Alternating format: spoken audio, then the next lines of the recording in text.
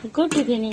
আজ অনেক দিন পরে ইচ্ছা হলো চিকেন পকোড়া খাওয়ার, তো আজকে আমি ঘরে চিকেন পকোড়া বানিয়েছি। তো দেখো চিকেন পকোড়া করছি।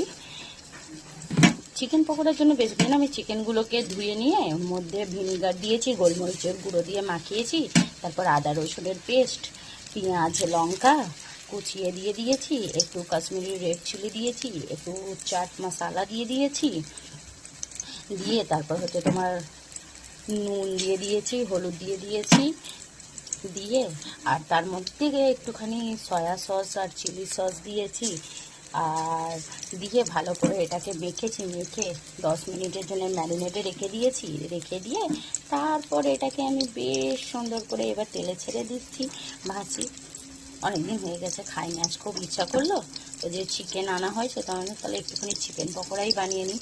সন্ধেবেলা চায়ের সাথে কেমন লাগবে বলো তো খেতে? সন্ধেবেলা পুরো জমে যাবে না চায়ের সাথে? এরকম চিকেন পকোড়া খেতে দারুণ লাগে।